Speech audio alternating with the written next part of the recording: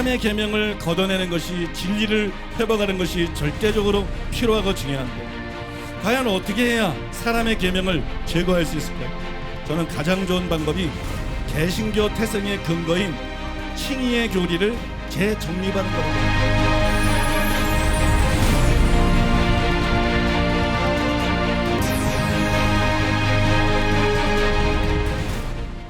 하나님의 말씀 함께 보시겠습니다. 오늘 우리에게 주시는 하나님의 말씀은 로마서 1장 17절 말씀입니다.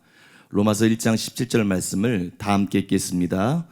복음에는 하나님의 의가 나타나서 믿음으로 믿음에 이르게 하나니 기록된 바 오직 의는 믿음으로 말미암아 살리라 함과 같으니라.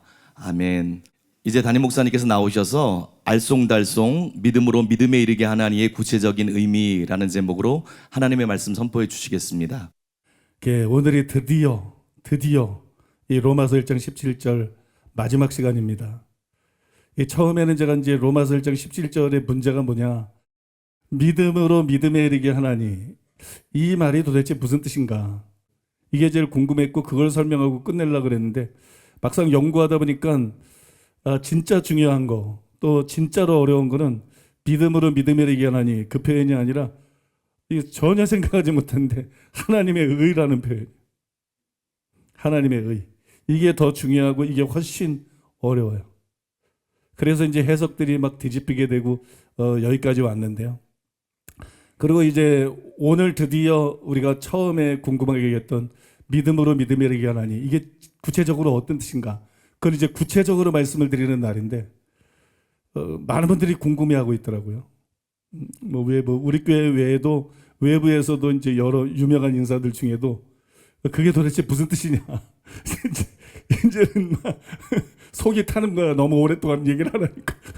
그래서 도대체 믿음으로 믿음에 이르게 하나니가 도대체 그래서 무슨 뜻이냐, 이러는 분들도 계시더라고요. 오늘은 이제 속 시원하게 그거를 말씀드릴 시간인데, 사실 저는 최근에 상당히 마음이 힘들었어요. 왜냐면 믿음으로 믿음에 이르게 하나니, 이거를 이제 설명을 해야 되는데, 또 해석도 다 해놨는데, 반론도 아무것도 없는데, 검증도 됐는데, 이게 시간이 지나면서 이게 진짜 맞나? 사람들은 기대하라고 있는데 이게 진짜 맞나? 그래서 몇 번인가 이게 정말 맞나? 막 이런 생각이 드는 거예요.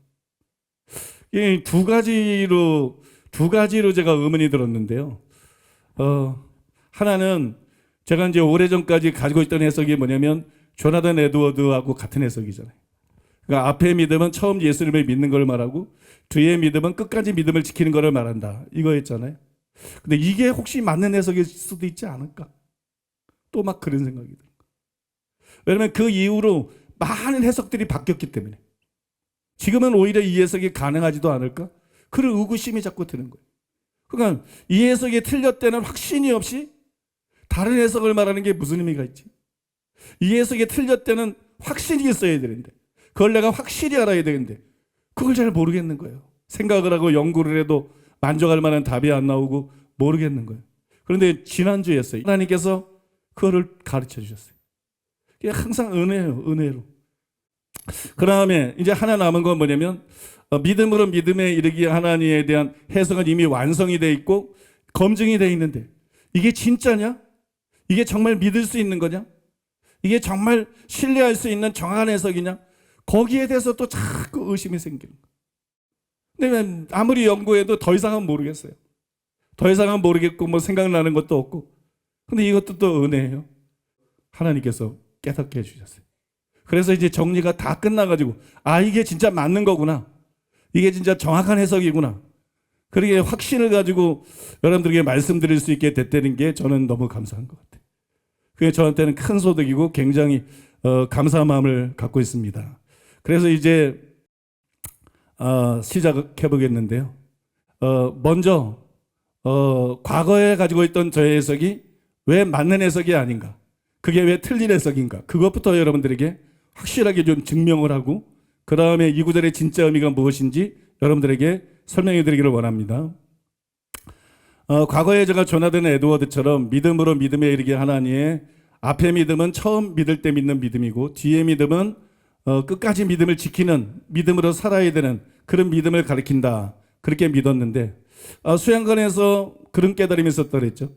1장 15절이야 18절 안에는 우리 개역개적 성경에는 번역이 되어 있지 않은 왜냐하면이라는 접속사가 여러 개가 들어가 있어요. 그거를 다 끼워놓고 생각할 때 과연 나의 해석이 그 접속사들을 전부 의미를 살렸을 때 문맥과 정확하게 맞아떨어지고 조화를 이루고 일치할 것이냐? 아닐 것 같다. 그래서 이제 연구를 해본 결과 거기서 문제들이 발견됐다. 그렇게 말씀을 드렸어요. 근데 그 이후에 또 해석들이 여러 군절이 바뀌면서 그 문제들이 좀 이렇게 희석이 돼 버렸어요. 그래서 제가 굉장히 고민을 많이 했는데요. 이제 더 보완된 해석을 여러분들에게 말씀을 드리겠습니다. 첫째로 따라해 볼 거예요. 그 해석은 17절 전반절과 불일치한다. 17절 전반절에 보면 복음에는 하나님의 의가 나타나 있다. 하나님의 의가 나와 있어요. 이 하나님의 의는 학자들이 말하는 것처럼 하나님의 구원하는 행위를 가리키는 것이 아니라 믿는 사람들에게 주어지는 법정적인 의를 뜻하는 거예요. 그거 여러분들에게 이미 다 설명해 드렸죠. 또 이 하나님의 의라고 하는 것은 뭐 많은 학자들이 주장하는 것처럼 하나님의 신실함을 뜻하는 게 아닙니다. 하나님의 의는 하나님의 신실함의 결과예요. 하나님이 신실하기 때문에 예수님을 보내주셔서 십자가 지게 하시고 모든 죄 담당하게 하시고 거기서 사람들에게 줄 수 있는 의가 생겨난 거죠. 그죠? 그러니까 하나님의 의는 하나님의 신실함의 결과지 하나님의 의가 하나님의 신실함 자체는 아니다. 그래서 복음에 나타나 있는 하나님의 의를 법정적인 의일 뿐만이 아니라 우리를 의롭다 하시는 의일 뿐만 아니라 하나님의 신실하심을 뜻한다는 이렇게 널리 퍼져 있는 견해, 이거는 바른 견해가 아니라는 거. 이거는 잘못된 견이라는 거. 또 17절 전반절에 보면 복음에는 하나님의 의가 나타나서 그러잖아요. 이 나타나서라는 단어가 아포칼립토라는 단어인데 뭐 간단히 말해서 계시를 말하는 거거든요. 또 학자들은 이거를 하나님의 구원하는 행위로 몰고 가지만 그게 아니라 이거는 계시를 뜻한다는 것을 이미 여러분들에게 과거 지난 시간들에 충분히 설명을 드렸습니다. 그러면 복음에는 하나님의 의가 계시되어 있다는 거예요. 이거는 복음에 계시되어 있는 의를 말하는 거예요. 그 복음에 계시되어 있는 의, 그래서 우리가 반드시 믿어야 될 의, 그래서 우리가 반드시 덧입고 받아들여야 될 의, 그 의가 뭐냐? 하나님의 신실하심이 아니죠. 그거는 당연히 예수님의 십자가를 통해서 우리에게 주어지는 법정적인 의죠. 믿습니까? 그러니까 이제 존 스토트부터 뭐 많은 학자들이 이 하나님의 의를 여러 가지 중복적으로 여러 가지 의미로 사용한 것이 공의라는 뜻도 있다. 하나님의 신실하시는 뜻도 있다. 뭐 법정적인 의를 뜻한다. 저는 이제 또 과거에 그런 거를 맞는 줄 알고 받아들였어요. 그러나 자세히 연구를 해본 결과 하나님의 의는 학자들이 말하는 그런 다양한 뜻이 있는 것이 아니다. 또 뭐 무나 슐라이너가 말하는 것처럼 하나님의 구원하는 행위를 뜻하는 것도 아니다. 하나님의 의는 뭐냐? 단순한 거다. 의롭다 하십니다. 믿는 자에게 주어지는 법정적인 의, 의롭다 하심. 복음에는 그게 나타나 있는 거다. 복음에는 그게 계시되어 있는 것이다. 그래서 그 복음을 믿는 사람들이 의롭다함을 받고 하나님의 자녀가 되는 것이다. 그러니까 하나님의 의가 하나님의 신실하심이 아니라는 게 드러났잖아요. 신실하심의 결과지 하나님의 의 자체가 하나님의 신실하심을 뜻하는 건 아니다. 그게 여러분 분명히 드러났습니다. 그런데 저의 과거의 견해는 어떤 거죠? 하나님의 의를 하나님의 신실하심이라고 이해하고 거기에 기초해서 하나님이 신실하시니까 우리도 신실해야 된다. 그래서 믿을 뿐만 아니라 끝까지 신실하게 믿어야 된다. 그거 아닙니까? 기초가 흔들려 버렸다. 기초가 무너져 내버렸어요. 그러니까 그 해석이 굉장히 매력 있지만 바른 해석이 아니다. 성경적인 참된 해석이 아니다. 그렇게 여러분 첫째로 설명을 드릴 수 있고요. 두 번째로 따라해 보겠습니다. 그 해석은 17절 후반절과 불일치한다. 이게 이제 결국 로마서 1장 17절하고 히브리 10장 38절 얘기인데요. 그 히브리 10장의 주제가 뭐죠? 히브리서 10장은 배교의 위험을 다루는 거예요. 배교하지 말라고 말하는 거예요. 배교하지 말라. 그 다음에 히브리 10장에서는 하박국 2장 4절을 인용했는데 70인역 성경에서 맞소라본이 아니고 70인역 성경에서 하박국 2장 4절을 인용을 했는데 하박국 2장 4절 전체를 인용했어요. 나의 의인은 믿음으로 말미암아 살리라. 뒤로 물러가면 내가 저를 기뻐하지 아니라, 해석이 아니라 그게 70인역 성경 하박국 2장 4절 자체에 나와 있는 말씀이에요. 그러니까 하박국 2장 4절 전체를 인용했어요. 자, 배교의 위험에 있는 사람들이 배교에서 버림받지 않으려면 어떻게 해야 돼요? 신실해야 돼요. 믿음을 끝까지 지켜야 돼요. 뒤로 물러가면 안 돼요. 믿음으로 살아야 돼요. 그러니까 거기서는 하박국 2장 4절을 인용하면서 믿어야 된다, 이것뿐만이 아니라 끝까지 믿음으로 살아야 된다, 그 의미가 들어있는 거죠. 그렇기 때문에 조나단 에드워드가 그 구절을 들이대면서 여기서도 하박국 2장 4절을 인용했으니까 우리가 믿어야 될 뿐만 아니라 믿음으로 계속 살아야 된다는 것을 말하고 있는 거 아니냐, 그렇게 여러분 착각을 한 건데요. 그렇지가 않습니다. 왜냐하면 로마서 1장의 주제는 뭐예요? 로마서 1장의 주제는 칭의입니다. 칭의. 배교가 아니에요. 로마서 1장의 주제는 칭의. 어떻게 우리가 의롭다함 받을 수 있나? 믿습니까? 그 다음에 로마서 1장에서 사도 바울이 똑같이 하박국 2장 4절을 인용했는데 반밖에 인용을 안 했어요. 뒤로 물러가면 내 마음이 저를 기뻐하지 아니하리라, 이거는 인용하지 않고 의인은 믿음으로 말미암아 살리라, 요것만 인용을 했어요. 그러나 이건 무슨 얘기예요? 우리가 율법의 행위나 선행으로 의롭다함 받은 게 아니라 오직 믿음으로만 의롭다함 받을 수 있다, 이신칭의를 말하는 거예요. 그러니까 예수님을 믿어야 된다, 그러니까 복음을 믿어야 된다. 본문에서 바울의 메시지는 그거라는 거예요. 그런데 저는 본문에서 그것이 아니라 거기서 더 나아가가지고 믿음으로 살아야 된다, 그 메시지를 1장 17절에서 끌어내려고 그랬거든요. 그러면서 완성한 것이 과거의 해석이거든요. 그러니까 과거의 저의 해석은 매력적이지만 그러나 그것은 바른 것이 아니라는 거죠. 마지막 세 번째로 따라해 보겠습니다. 그 해석은 18절 이하의 내용과 불일치한다. 자, 17절과 18절 사이에도 왜냐하면이 있습니다. 처음에 저는 하나님의 의가 하나님의 구원하는 행위를 뜻한다는 학자들의 주장이 18절에 왜냐하면이 있는 거하고 모순이다, 그렇게 생각했어요. 왜냐하면 18절 이하는 왜 율법 행위가 아니라 우리가 믿음으로 의롭다함 받을 수 있는지 그거 설명한 거잖아요. 그렇지, 뭐 하나님의 구원하는 행위를 통해서 변화된 삶을 살아야 된다, 그런 내용이 아니거든요. 그래서 하나님의 의를 우리를 변화시키는 하나님의 구원 행위로 보는 것은 주제를 벗어난 것이다. 그래서 학자들의 그런 지금 유행하고 있는 견해가 잘못된 것이다, 이렇게 생각을 했어요.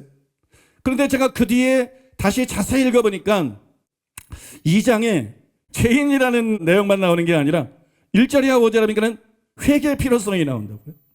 또 6절이야 11절에는 여러분 자료는 행위 심판의 원리가 거기 나타나고 있다고요. 회개해야 된다. 하나님의 심판은 행위 심판이다. 결국 말씀대로 사는 사람만 천국 들어간다, 그 얘기잖아요.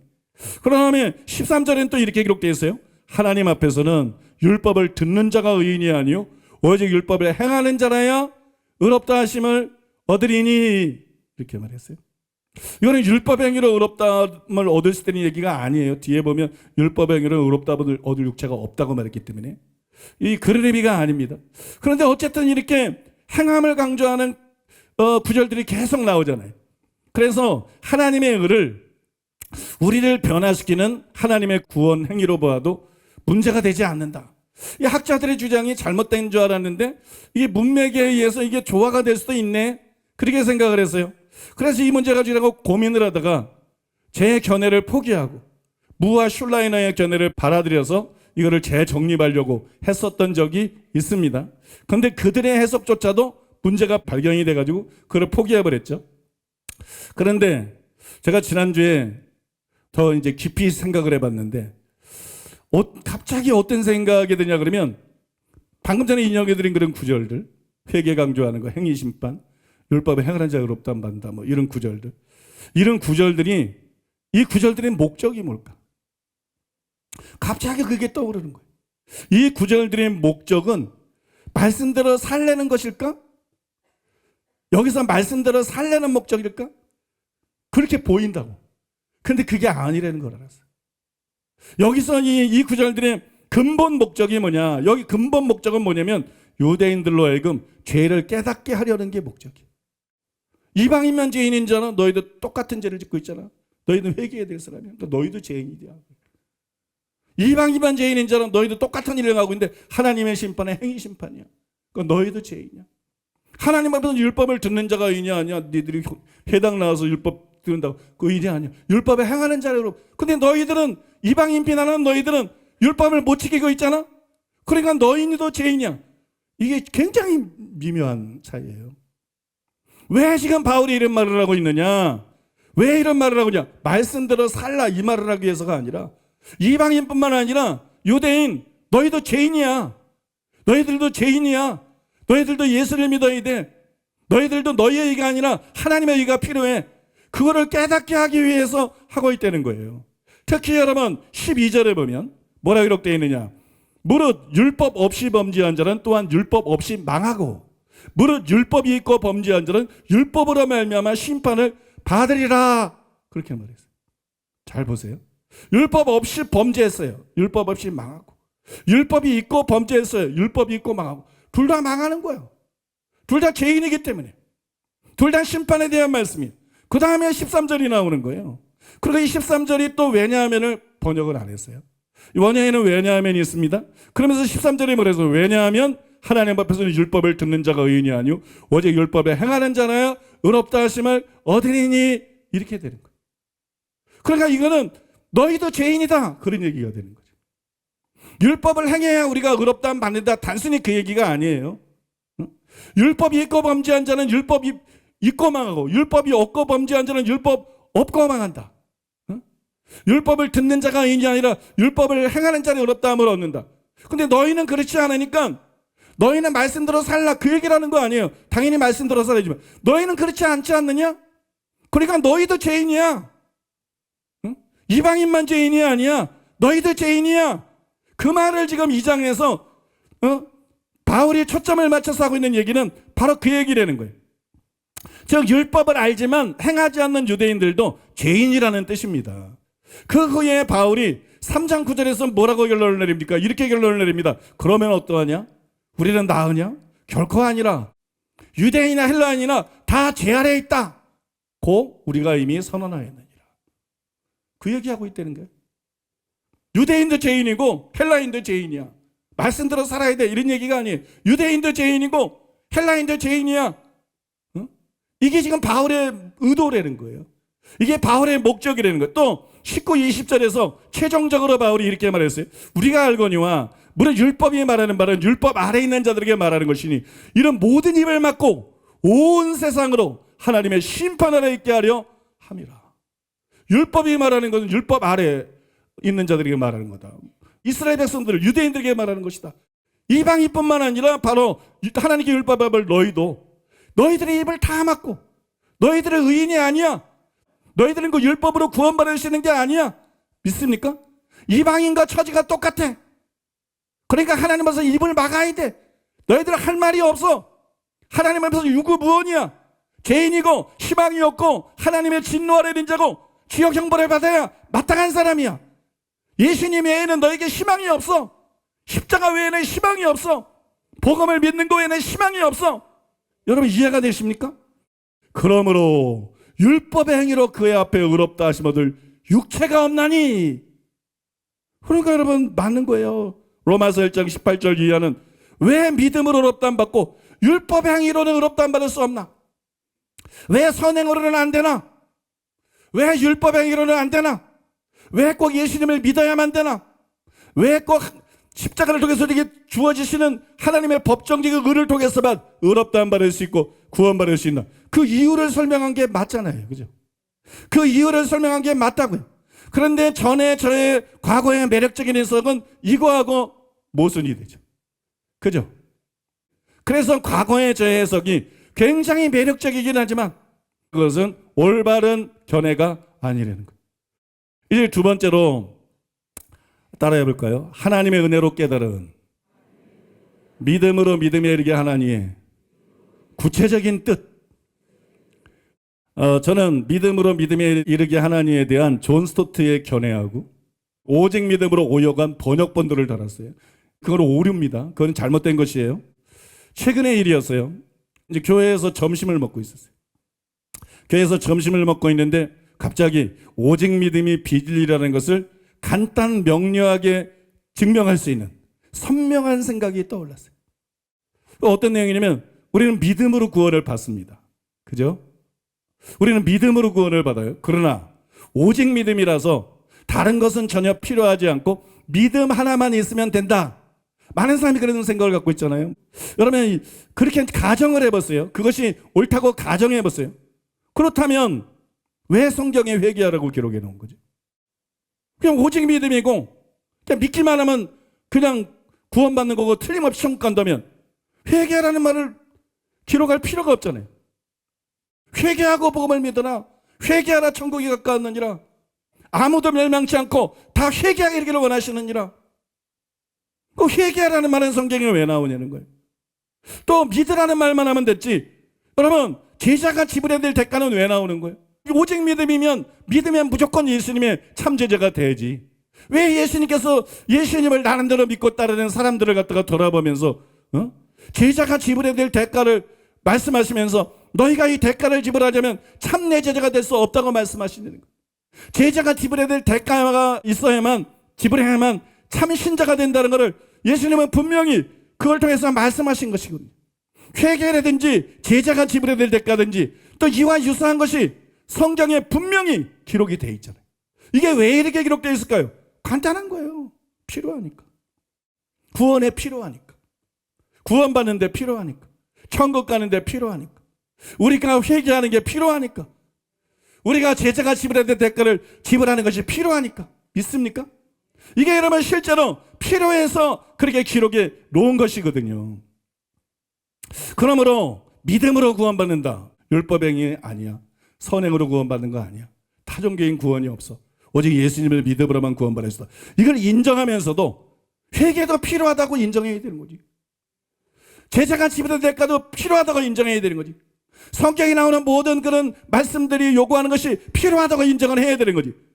그런데 그러지 않고 오직 믿음이니 믿음 외에는 아무것도 필요 없다. 이렇게 말하는 사람들이 굉장히 많아요. 이게 정상이냐는 거예요. 과연 이게 정상이냐? 과연 이게 옳은 것이냐? 여러분 간단한 논리로 생각해봐도 이거는 정상이 아니고 이것은 여러분 옳은 것이 아니라는 것이에요. 그래서 오직 믿음은 진리가 아니다. 오직 믿음은 틀렸다. 이걸 여러분들이 이번에 더 확실히 깨닫고 마음에 새기시기를 바라겠습니다. 자, 그렇다면 이렇게 성경적으로 이것이 명백한데 표준세 번역이나 공동 번역의 번역자들은 이 전문가들인데 왜 믿음으로 믿음에 이르게 하기를 오직 믿음으로 오로지 믿음으로 이렇게 번역을 했을까? 학자들이 도대체 이렇게 한 이유가 뭘까요? 왜 그랬을까요? 그거는요, 이 문구가 믿음을 강조하고 있어요. 믿음이 두 번이나 나와. 또 믿음으로 믿음에 이른다고 해서. 그러니까는 존 스토트가 말한 것처럼 또 NIV 성경에서 번역한 것처럼 처음부터 끝까지 믿음에 의해 이게 굉장히 적합하다고 생각이 되는 거야. 또 철두철미하게 믿음에 의해 막 진짜로 요런 뜻인 것처럼 보이는 거야. 요 구조가. 요런 뜻인 것처럼 보이는 거야. 그래서 오해를 해버린 거예요. 근데 더 근본적인 이유가 있죠. 더 근본적인 이유가 뭐냐 그러면 이 문구의 정확한 뜻을 모르는 거예요. 존 스토트가 위대한 학자지만 믿음으로 믿음에 이르니 이게 구체적으로 무슨 뜻인지 모르겠어. 번역자들이 학자들이 원어를 알고 암만 파헤쳐봐도 이 믿음으로 믿음에 이르겠다는 게 뭐야? 이 구체적인 의미를 몰라. 그 의미를 알았으면 이걸 오직 믿음이라고 번역하지 않았어. 그 믿음이 그 표현이 무엇인지 알았으면 이걸 오로지 믿음이라고 번역하지 않았을 텐데, 그런 오역하는 실수를 범하지 않았을 텐데, 그 정확한 뜻을 몰랐기 때문에 오류에 빠진 것이에요. 그래서 이제 우리가 궁금해지잖아요. 그러면 그게 무슨 뜻이지? 믿음으로 믿음에 이르게 하나니가 구체적으로 정확하게 무슨 뜻이지? 토마스 슐라이너가 우리에게 힌트를 하나 제공을 했는데요. 이 문구는 교회 역사상 다양한 방식으로 해석되어 왔다. 대부분의 해석들은 한 종류의 믿음에서 다른 종류의 믿음으로 진행하는 개념을 포함한다. 즉, 구약의 믿음에서 신약의 믿음으로, 율법의 믿음에서 복음의 믿음으로, 설교자들의 믿음에서 청중들의 믿음으로, 현재의 믿음에서 미래의 믿음으로, 지금 우리가 듣는 말씀의 믿음에서 말씀이 약속하는 것을 우리가 소유할 믿음으로, 하나님의 신실함에서 인간의 믿음으로, 그리스도의 신실함에서 인간의 신실함으로, 보다 작은 믿음에서 보다 큰 믿음으로, 근거로서의 믿음에서 목표로서의 믿음으로다. 그 토마스 슐라이너가 이 믿음으로 믿음의 일이 하나니가 뭐냐? 한 종류의 믿음에서 다른 종류의 믿음으로 지내가는 개념입니다. 그런데 여러분, 과연 그러면 이 중에 답이 있을까요? 토마스 슐라이너가 이 믿음에서 저 믿음으로 그러면서 여러 사람들의 이 믿음에서 이 믿음으로 이 믿음에서 이 믿음으로 그죠? 전부 이렇게 썼잖아요. 여러분 이 안에 답이 있을까요? 만약에 답이 있다면 어떤 게 답일까요? 최근에 제가 이 문구에 대한 해석에 뒤집혀서 이제 연구에 몰두하들 중에 한 경험을 했는데, 그날 저는 이 원고를 수정해서 다시 작성을 하면서 무가 소개한 이 문구에 대한 대표적인 여러 견해들을 읽고 있었어요. 물론 2년 전에 처음 원고를 작성할 때에도 그거 읽었어요. 그러니까 저한테는 새로운 내용이 아니에요. 저는 뭐 과거에도 여러 번 읽었어요. 근데 그날은 이상하게 다르더라고. 그날은 마치 그걸 내가 처음 읽는 것 같은 느낌이야. 그 다음에 첫 견해를 읽는데 깜짝 놀랐어. 첫 견해를 읽는데 얼마나 그게 마음에 공명이 되는지. 이거 아니야? 어떤 내용이냐면요. 여러 교부들은 이 이중의 언급이 하나님의 의가 율법에 대한 믿음으로부터 복음에 대한 믿음에 이른다는 뜻이라고 이해했다. 믿음으로 믿음의 이르기가 뭐냐? 복음을 전할 때 율법에 대한 믿음에서 복음에 대한 믿음에 이르게 된다는 뜻이다. 교부들이 그렇게 주장을 했더니 초대교회 지도자들이, 유명한 초대교회 지도자들이 그렇게 주장을 하고 그렇게 믿었다는 거예요. 근데 갑자기 이게 너무 공명이 되는 거야. 전에 읽을 때는 안 그랬는데. 그 다음에 이거 맞는 것 같아. 뭐 그런 강한 느낌이 드는 거예요. 그러나 느낌만으로 쉽게 결정할 수 있는 건 아니기 때문에 무시하고 잊어버렸어요. 그 후에 본격적인 연구에 돌입했습니다. 근데 무지 어려워서. 너무 어려워서. 어려워. 너무 어려워. 그래 하루는 밤 늦게까지 연구를 했어요. 새벽이 됐어요. 새벽녘에 자신의 한계를 느꼈어요. 처절하게 좌절했어. 완전히 몰라. 알 수가 없어. 아주 좌절감, 절망감을 느꼈어요. 처절하게 느꼈어요. 그래서 제가 그때 하나님 앞에 회개하기 시작했어요. 모르겠으니까 회개하는 거예요. 그동안 축적된 연구 노하우, 그 다음에 방법들을 나도 모르게 의지한 것을 하나님 앞에 회개했어요. 웬만한 것들은 그동안 축적된 노하우와 방법으로 풀면 답이 다 나오고 해석이 다 되거든. 그래 그런 것들을 의지한 것들을 회개했어요. 내가 고등학교 때, 내가 신학생 때 그런 초심으로 돌아갔어요. 초심으로 들어가서 하나님 지혜를 주시옵소서. 하나님 제게 분별력을 주시옵소서. 진리의 영이신 성령님만을 의지합니다. 제발 저를 진리 가운데로 인도하여 주시옵소서. 부디 저를 진리 가운데로 인도해 주옵소서. 뭐 암만 연구해도 알 수가 없으니까 간절히 회개하고 기도했어요. 그리고 이제 그때가 새벽이니까 지쳐서 이제 잠을 잤어요. 다음날 아침 제가 잠에서 깨어 일어났어요. 잠에서 깨어 일어나서 침대에 누워 있는데 갑자기 이 문구가 선명하게 이해가 돼요. 그러고 나면 며칠이 지나고 난 다음에 하나님께서 더 구체적이고 더 섬세한 깨달음을 다시 한번 저에게 계시적으로 부어줬어요. 그걸 여러분들에게 지금부터 설명해 드리겠습니다. 첫째로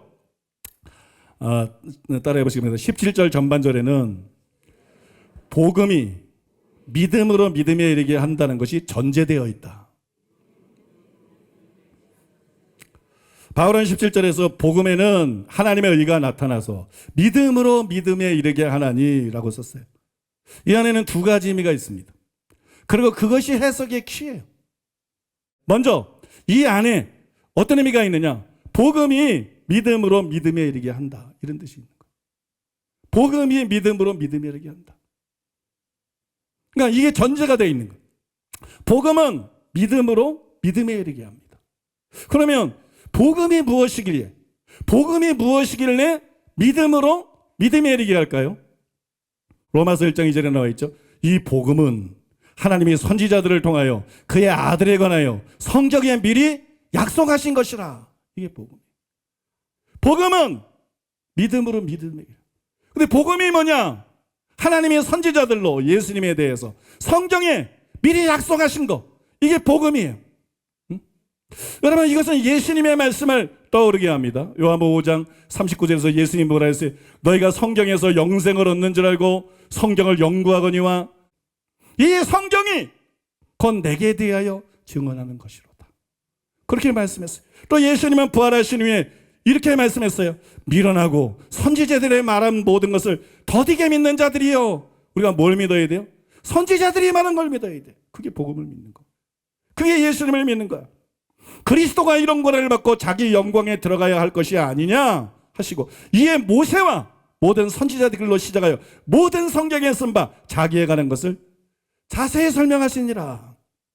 또 이르시되 내가 너희와 함께 있을 때에 너희에게 말한 바 곧 모세의 율법과 선지자의 글과 시편에 나를 가리켜 기록된 모든 것이 이루어져야 하리라 한 말이 이것이라 하시고, 이에 그들의 마음을 열어 성경을 깨닫게 하시고, 또 이르시되 이같이 그리스도가 고난을 받고 제3일에 죽은 자 가운데서 살아날 것과 또 그의 이름으로 제3을 받게 하는 회개가 예루살렘부터 시작하여 모든 족속에게 전파될 것이 기록되었으니 너희는 이 모든 것의 증인이라. 그렇게 말했어요. 성경의 주제는 예수님이에요. 예수님에 대한 예언서입니다. 구약 성경은 뭐냐? 예수님에 대한 예언서. 때문에 바울은 구약 성경을 인용해서 예수님을 전했어요. 구약 성경을 사용해서 예수님을 전했어요. 그게 사도행전 17장 1절에야 3절에 자세히 나와 있고요. 시간관계상 생략하고요. 바울뿐만 아니라 베드로도 구약 성경을 사용해서 예수님을 전했어요. 그게 사도행전에 베드로가 한 번 설교로 3,000명에게 시키고 5,000명에게 시켰잖아요. 거기 자세히 읽어봤어요.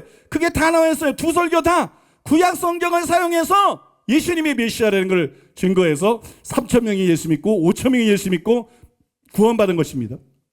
마태도 마태복음에서 구약 성경을 통해서 예수님을 전했어요. 구약 성경을 통해서 복음을 전했어요. 그 다음에 똑똑한 설교자 한 사람 있죠.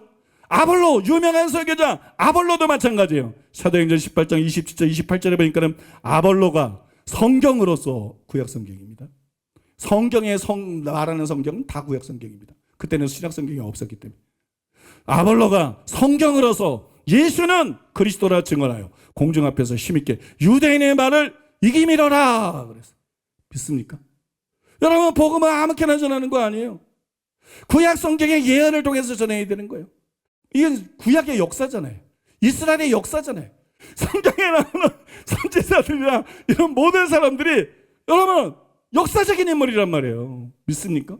근데 그 위대한 사람들이 전부 성령을 받고 예수님에 대해서 예언했다고요. 그분이 바로 인류를 구원할 수 있는 유일한 구원자지, 나머지 세상 종교, 믿음 다 의미가 없는 것입니다. 믿습니까? 그래서 여러분, 성경의 모든 사도들, 모든 설교자들이 구약을 사용해서 예수님을 전파했습니다. 믿습니까? 그러니 이렇듯 구약을 사용해서 복음을 전할 때 어떤 믿음에서 어떤 믿음에 이르는 일이 일어나겠습니까? 당연히 구약 성경을 믿는 믿음에서 예수님을 믿는 믿음으로의 이런 변화가 일어나는 거예요. 그런 발전과 진전이 일어나는 거예요. 믿음으로 믿음에 이르게 하나니가 뭐냐? 이걸 뜻하는 거예요. 구약 성경을 믿는 믿음에서 예수님을 믿는 믿음으로 복음을 전하는데 그냥 단순히 믿게 되는 게 아니고, 복음을 전하는데 왜 믿음으로 믿음에 이르게 되느냐? 복음은 구약 성경에 예언되어 있는 거기 때문에, 예수님이 구원자라는 것을 전하기 위해서는 구약 성경의 예언들을 통해서 전해야 되기 때문에, 그 예언이 믿어지지 않으면 예수님도 못 믿는 거예요. 구약 성경을 믿고 선지자들이 믿어지고 그 예언들이 믿어져야 되는 거야. 이해되십니까? 그 다음에 그것에 의해서 믿음을 갖게 되는 거예요. 복음은 단순히 믿음을 주는 게 아니에요. 복음을 성경대로 전파하면 믿음으로 믿음에 대한 이런 일이 일어나는 것입니다. 믿습니까? 믿음으로 믿음에 이르는 일이 일어나는 거예요. 구약 성경을 믿는 믿음에서 예수님을 믿는 믿음으로, 구약 성경을 믿는 믿음에서 복음을 믿는 믿음으로 이것이 일어나는 거예요. 한편 바울이 뭐라 그랬냐면은 17절에서 복음에는 하나님의 의가 나타나서 이랬어요. 왜 믿음으로 믿음에 이르게 되냐? 복음에는 하나님의 의가 나타나서 믿음으로 믿음이 된다. 그러니까 이게 또 하나님 의가 믿음으로 믿음에 이르는 관계가 있다는 얘기잖아요. 그러니까 방금 전에 저의 설명이 굉장히 탁월하고 좋지만, 그런데 바울이 이 구절에서 그것을 염두에 둔 것이 아닐 수도 있겠죠. 하나님의 의가 나타나서 이랬으니까, 그걸 원인으로 지목을 했으니까, 그죠? 그게 아닐 수도 있겠죠. 또는 맞을 수도 있겠죠. 넓은 의미에서는 또 그런 것도 있고, 더 구체적으로는 하나님의 일을 통해서 되는 것도 있고, 이 두 가지 다를 바울이 염두에 두고 한 말일 수도 있겠죠. 근데 이제 바울 사도님께서 이 둘 중에 어느 쪽으로 말씀했는지 저도 모르고 여러분도 모르고 우리는 모릅니다. 그래, 다 가능성이 있어요. 그래서 방금 전에 설명해 드린 것이 결정적인 증거는 못 돼요. 그죠? 결정적인 증거는 못 돼요. 그렇더라도 초대교회 교우들이 말한 것 같은 의미에서 복음이 실제로 믿음으로 믿음에 이르게 한다는 것은 틀림없는 사실이죠. 그죠? 틀림없이 복음은 믿음으로 믿음에 이르게 하여.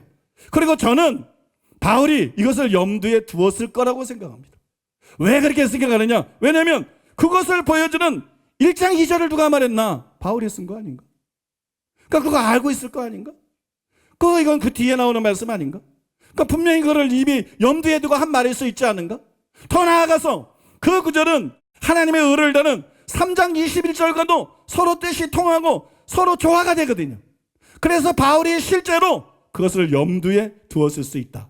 그리고 실제로 이 구절의 의미는 그런 의미일 수 있다. 여기서 거기까지만 말씀을 드리겠습니다. 마지막 두 번째로 따라해 보겠습니다. 문자 그대로 17절 전반절은 복음에는 하나님의 의가 나타나서 믿음으로 믿음에 이르게 한다는 뜻이다. 복음에는 하나님의 의가 나타나서 믿음으로 믿음에 이르게 합니다. 바울이 그렇게 말했으니까 틀림없죠.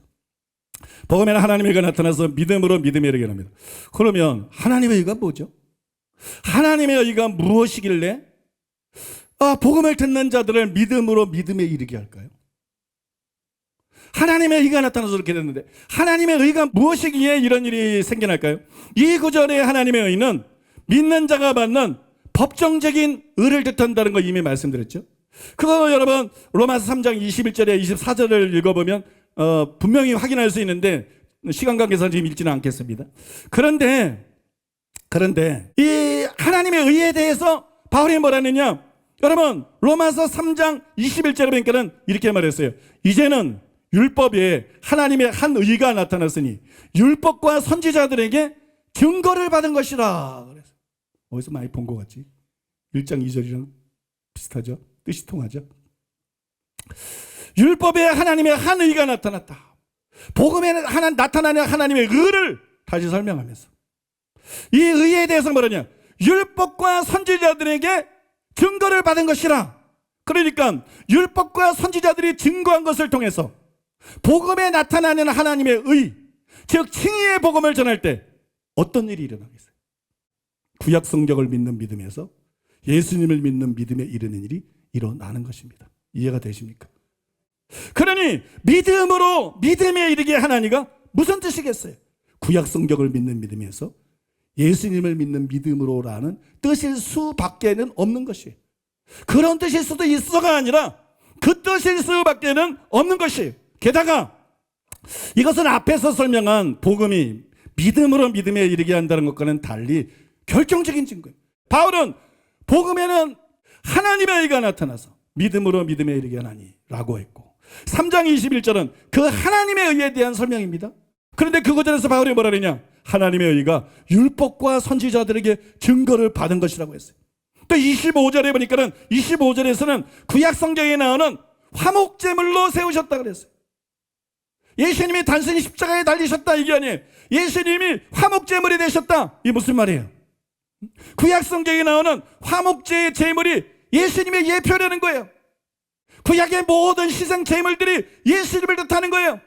피 흘리고 죽어간 수많은 양들과 염소와 소가 다 예수님을 뜻하는 것이 여러분 믿습니까? 세례요한, 예수님에 대한 가장 대표적인 증인인 세례요한, 그 사명을 띠고 태어난 세례요한, 예수님 뭐래? 보라! 세상 죄를 지고 가는 하나님의 어린 양이로다. 그렇게 전하는 거라니까. 구약 성경의 예언을 통해서, 구약 성경의 예표를 통해서 하나님이 인류의 구원을 위해서 선택한 메시아는 누구인가? 인류의 희망은 무엇인가? 믿습니까? 누가 참 메시아이고 어떤 것이 유일한 참 종교인가? 어떻게 증거합니까, 여러분? 그걸 통해서 증거하는 것입니다. 믿습니까? 구약의 예언과 구약의 예표를 통해서 증거하는 것입니다. 그래서 그것들을 사용해서 복음을 전할 때 어떤 일이 일어날까요? 교부들이 주장한 것처럼 구약의 믿음에서 신약의 믿음으로 혹은 율법에 대한 믿음으로부터 복음에 대한 믿음에 이르게 되는 일이 일어날 수밖에 없는 거잖아요. 그러므로 믿음으로 믿음에 이르게 하나니가 무슨 뜻이냐? 바로 그걸 뜻한다는 것이. 바로 그런 뜻이라는 거예요. 그런데 여러분, 여전히 이런 의문이 남아있어요. 그것이 구약 성경을 믿는 유대인들에게는 해당이 되지만 이방인들에게도 해당이 될 수 있을까? 이런 의문이 있을 수 있어요. 저는 이 해석이 하고 난 다음에 그런 의문이 생기더라고요. 유대인들은 성경을 믿으니까 그게 되지만 이게 이방인들에게 해당이 될까? 의문스러웠어요. 그래 몇 번 생각해 봤어요. 답이 없어요. 알 수가 없어요. 모르겠다. 그런데 3일 전에, 목요일이죠. 갑자기 이게 깨달아졌어요. 내 사무실에서 말하고 있는데, 이걸 뭐 묵상한 게 아닌데, 갑자기 이게 깨달아졌어요. 그래서 알게 됐어요. 그게 뭐냐? 바울은 회심하고 난 다음에 즉시 회당에서 복음을 전파했어요. 바울은 다메섹에서 회심하고 난 다음에 즉시 길거리로 나간 게 아니라 회당으로 들어갔어요. 회당에 들어가서 예수님을 전파했어요. 그 후로도 주로 사도행전을 가보면 회당에 가서 전했어요. 주로 회당에서 전했어요. 그때마다 바울이 복음을 어떻게 전했느냐? 구약 성경을 사용해서 복음을 전했어요. 굉장히 중요합니다. 바울이 구약 성경을 믿고 있는 회당을 주 타켓으로 삼았다. 그래서 처음부터 계속 회당으로 들어가서 복음을 전했다. 그 다음에 어떻게 복음을 전했느냐? 구약 성경을 사용해서 구약 성경이 말한 분이 바로 이분이야. 모세가 말한 분이 이분이야. 다윗이 말한 분이 이분이야. 이사야가 말한 분이 이분이야. 이해되십니까, 여러분? 구약 성경이 말한 분이 이분이야. 너희가 기다려온 분이 바로 이분이야. 그렇게 복음을 증거했다는 거예요. 한번 읽어볼까요? 사도행전 17장 1절에서 3절. 그들이 암비볼리와 아볼로니아로 다녀가 데살로니가에 이르니 거기 유대인의 회당이 있는지라. 바울이 자기의 관례대로 그들에게로 들어가서 새 안식일에 성경을 가지고 강론하며 뜻을 풀어 그리스도가 해를 받고 죽은 자 가운데서 다시 살아나야 할 것을 증언하고 이르되 내가 너희에게 전하는 이 예수가 곧 그리스도라 하니. 그렇죠. 회당에, 유대인의 회당. 바울이 자기 관례대로, 이게 바울의 전도하는 방식이었어요. 회당에 들어가는 것도 그렇고 복음을 이렇게 전하는 것도 그렇고. 이게 아주 습관 같은 거예요. 그들에게 들어서 새 안식일 성경을 가지고 무조건 회개하라, 주 예수를 믿어라, 예수 천당 불신 지옥 이러는 게 아니야. 성경, 구약 성경을 가지고 강론화가 뜻을 풀어서 뭘 전하는 거예요? 그리스도가 해를 받고 죽은 자 가운데서 다시 살아날 것을 증언하고, 뭘 가지고? 성경을 가지고. 성경의 메시아는 이렇게 우리를 위해 대신 죽을 거라고 나와 있잖아. 성경의 메시아는 다시 살아날 거라고 나와 있잖아. 그런데 우리를 위해서 이렇게 죽은 사람이 누가 있어? 순교자들이 있지만 이렇게 우리를 위해서 이렇게 우리 죄를 죽은 사람이 없어. 죽음을 이기고 부활한 사람이 어디 있어? 대바 없어. 인류 역사상 아무도 없어. 근데 예수님은 그런 분이야. 그러니 이 성경에서 말한 분이 누구겠어? 예수님이지. 근데 왜 안 믿나? 이게 바울의 전도 방법이라니까. 믿습니까? 구약 성경을 가지고 복음 전하는 거. 근데 여러분, 그런데 회당에 가서 전했잖아요. 그러니까 회당 유대인들만 있었을까요? 여러분, 유대인들만 있었던 게 아니에요. 유대교로 개종한 이방인들도 이 안에 있었다. 그래서 말하면 다음 구절에 보면 이렇게 되잖아요. 그 중에 어떤 사람 곧 경건한 헬라인의 큰 무리와 적지 않은 기부인도 권한을 받고 바울과 실라를 따른다. 회당에 가서 전하는데 헬라인들이 예수님을 따르잖아요. 또 여러분, 사도행전에 이런 말씀들이 있어요. 사도행전 14장 1절에 보니까 두 사도가 함께 유대인의 회당에 들어가 말하니 유대와 헬라의 허다한 무리가 믿더라. 또 여러분, 사도행전 18장 4절에 보니까 안식일마다 바울이 회당에서 강론하고 유대인과 헬라인을 거면하니라. 회당에 가니까 유대인만 있어요? 유대교로 개종한 헬라인이 있지. 이방인들이 있죠. 그러므로 복음이 구약의 믿음에서 복음에 대한 믿음에 이르게 하는 것은 유대인에게만 해당되는 게 아니라는 거예요. 헬라인들에게도 해당이 되는 거라는 거예요. 이방인들에게도 해당이 되는 거예요. 또 여러분, 로마서의 수신자가 누구예요? 로마서의 수신자, 즉 로마 교회가 어떤 교회예요? 예루살렘 교회처럼 유대인들의 교회입니까? 아니에요, 여러분. 회당과 마찬가지로 유대인과 이방인들로 구성된 교회예요. 그래서 이 로마서 14장에 보면 날과 음식에 대한 논쟁이 일어난 것이에요. 거기에는 유대인도 있고 거기에는 이방인 신자도 있는 거예요. 그런데 바울은 바로 그들에게 복음을 전한 거예요. 그 중에 유대인에게만 복음을 전한 것이 아니라 유대인과 이방인 모두에게 복음을 설명했어요. 그러니 회당뿐만이 아니라 로마 교회를 상대로 복음을 설명할 때도 유대인뿐만이 아니라 이방인들에게 구약의 믿음에서 복음에 대한 믿음에 이르는 일이 일어난 것입니다. 믿습니까? 즉 그것이 여러분 유대인들에게만 해당되는 게 아니라는 거예요. 다른 사람들에게 해당이 되는 거예요. 그러나 여러분 아직 반론이 완성되지는 않았어요. 17절에 보면 단지 회당이나 로마 교회 성도들에게 복음을 전하는 것에 국한된 것이 아니라 어디서나 복음을 전할 때 일어날 일을 기술한 것으로 보이기 때문에 회당에 다니는 자들은 유대인은 물론이고 이방인들도 유대교로 개종한 자들이에요. 둘 다 구약 성경을 믿는 자들이에요. 로마 교회 성도들의 경우는 믿는 자들이기 때문에 두말할 것도 없어요. 그래서 유대교로 개종하지 않고 우상 숭배하고 진짜 불신자 우상 숭배하거나 믿지 않는 이방인들에게도 복음을 전할 때 이런 일이 일어나느냐? 그들에게도 복음을 전할 때 이런 일이 일어난다. 그래야 믿음으로 믿음에 이르게 하나님에 대한 저의 해석에 아무 의문이 없는 게 되는 겁니다. 그게 정말 맞는 해석이고 정말 그 구절, 그 문구는 그런 뜻이다. 그렇게 되는 거 아니겠어요? 그죠? 근데 아직 이게 해결이 안 된 거예요. 제가 이에 대한 답을 얻기 위해서 어떤 질문을 던졌냐면 바울이 과연 유대인과 유대교로 개종한 이방인뿐만 아니라 우상 숭배하는 불신 이방인들에게도 구약 성경을 사용해서 복음을 전했을까? 제가 그걸 알기를 원했습니다. 그러나 답을 알 수가 없었어요.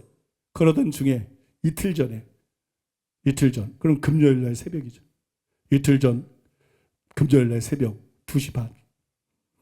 새벽 2시 반에 잠자려고 침대에 있는데 갑자기 이에 대한 착상들이 막 떠올랐어요. 그래서 일어났어요. 그래서 성경을 펼쳤어요. 그 연구하기 시작했어요. 그리고 연구한 결과 그렇다는 답을 얻었어요. 그 증거를 지금부터 말씀드릴게요. 사도행전 26장 19절에서 23절, 27절. 아그리빠 왕이여, 그러므로 하늘에서 보이신 것을 내가 거스르지 아니하고 먼저 다메섹과 예루살렘에 있는 사람과 유대 온 땅과 이방인에게까지 회개하고 하나님께로 돌아와서 회개에 합당한 일을 하라 전하므로 유대인들이 성전에서 나를 잡아 죽이고자 하였으나 하나님의 도우심을 받아 내가 오늘까지 서서 높고 낮은 사람 앞에서 증언하는 것은 선지자들과 모세가 반드시 되리라고 말한 것밖에 없으니 곧 그리스도가 고난을 받으실 것과 죽은 자 가운데서 먼저 다시 살아나사 이스라엘과 이방인들에게 빛을 전하시리라 함이니이다 하니라. 아그리빠 왕이여. 여기 뭐라고 되어 있냐면 아그리빠 왕이여 선지자를 믿으시나이까 믿으시는 줄 아나이다. 여기까지 끝나야 되는 거다. 아그리빠 왕이여 선지자를 믿으시나이까 믿으시는 줄 아나이다. 여러분 아그리빠 왕은 불신자예요. 유대교의 풍습을 잘 알아. 그런 전통을 잘 알아. 그러나 믿는 자는 아니에요. 불신자예요. 그 불신자인 아그리빠 왕에게 바울이 뭐라 그랬어요?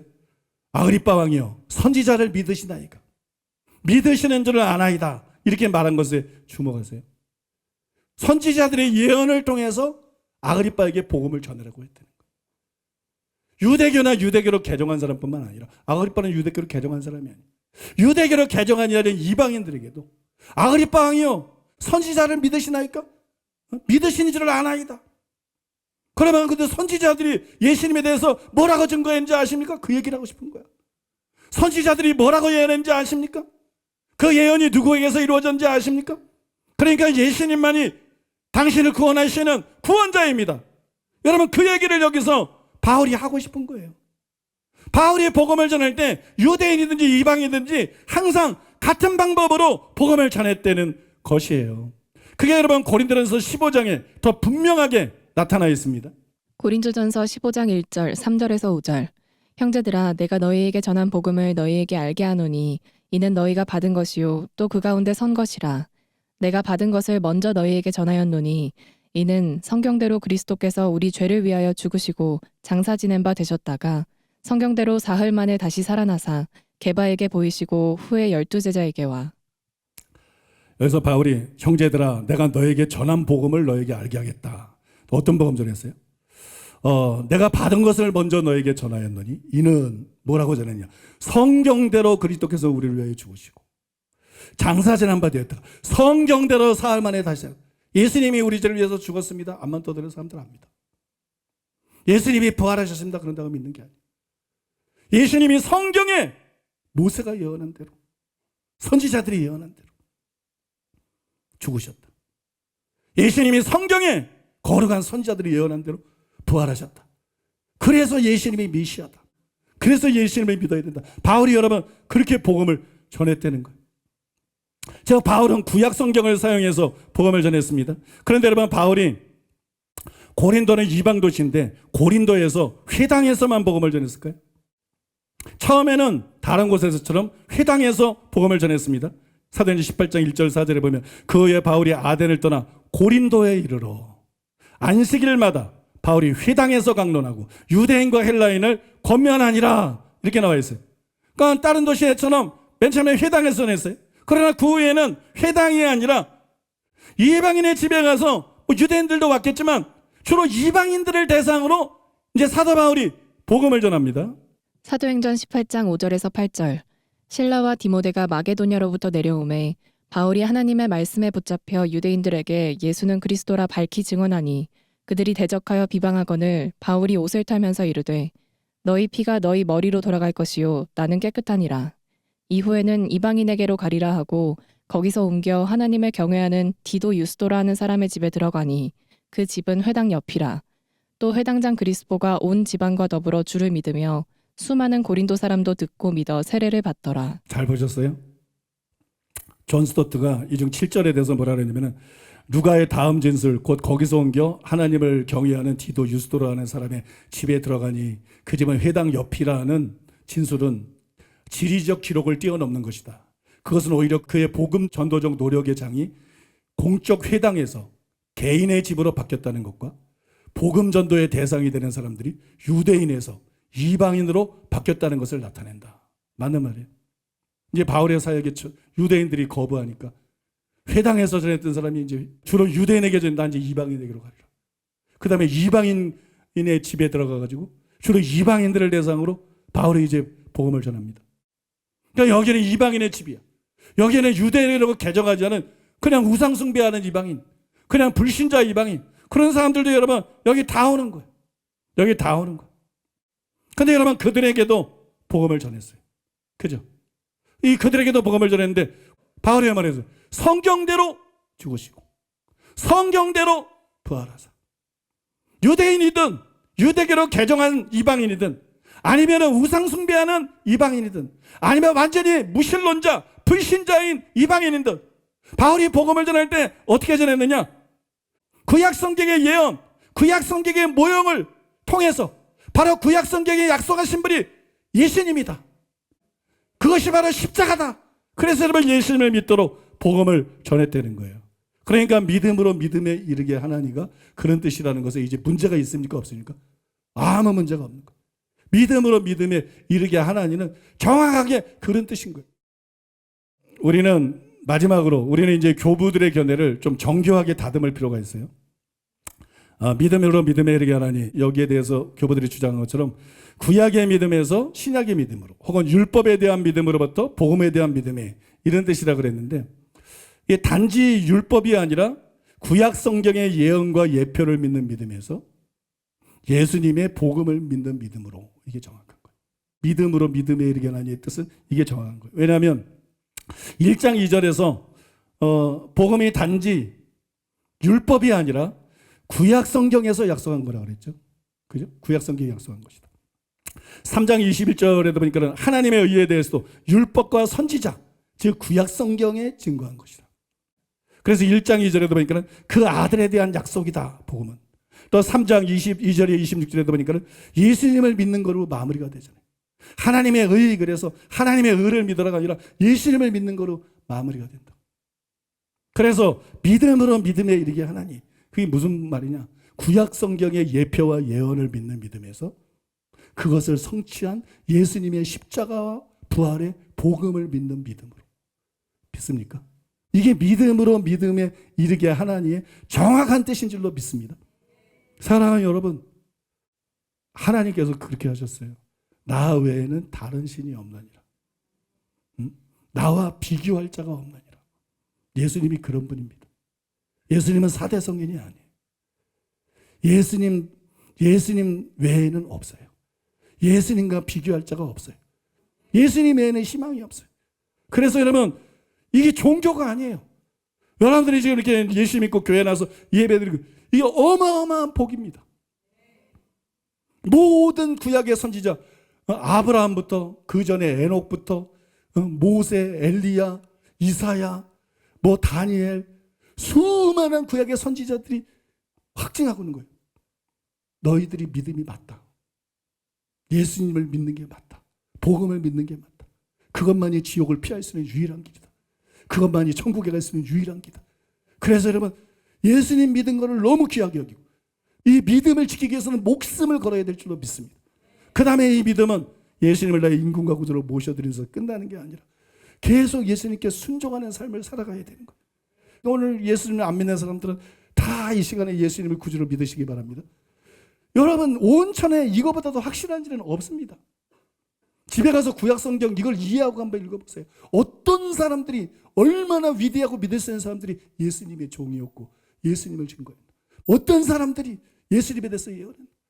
여러분, 이 지구상에 이거보다 믿을 수 있는 건 없어요. 예수님은 하나님의 아들이다. 예수님은 메시아다. 예수님은 길이요 진리요 생명이다. 예수님만이 유일한 구원자다. 여러분, 온 지구상에, 인류 역사상에 이거보다 확실한 일은 없습니다. 이거보다 확실한 증거는 없습니다. 여러분 속에 혹시 의심이 있다면 지금 다 떠나버리기 바랍니다.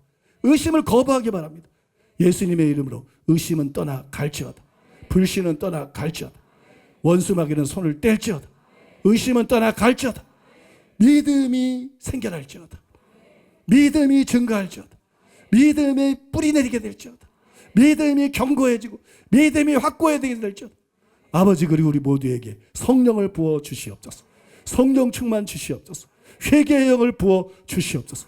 진심으로 예수님을 주님으로 모셔드리게 해 주시옵소서. 성령으로 거듭나게 해 주시옵소서. 경건의 능력을 주시옵소서. 생각과 마음에 하나님의 법을 기록하여 주옵소서. 죄와 사망의 법에서 자유케 하여 주시옵소서. 아버지의 뜻대로 행하는 자가 되게 해 주시옵소서. 그래서 이 위대하고 놀라운 사실을 알았사오니 중간에서 어리석게 포기하는 사람 한 사람도 없게 하시고 순정하다가 좁은 길 걸어다가 반드시 저 천국 들어가는 모든 성도들 다 될 수 있도록 도와주시옵소서. 주여, 먼저 제가 그렇게 되게 해주시옵소서. 그리고 우리 아들, 딸들, 가족들이 그렇게 되게 해주시옵소서. 우리 친척들이 그렇게 되게 해주시옵소서. 한국교회 목사들이 그렇게 되게 해주시옵소서. 한국교회 신자들이 그렇게 되게 해주시옵소서. 이 시대 개신교 목사와 신자들이 그렇게 되게 해주시옵소서. 아프리카의 열방으로 이 복음과 진리가 퍼져나가게 하시고 할 수 있는 많은 영혼들이 예수님을 믿고 구원받고 아버지 뜻대로 하는 자 되게 해주시옵소서. 그래서 반드시 전부선 지옥에 가고 천국 가는 역사가 일어나게 만들어 주시옵소서.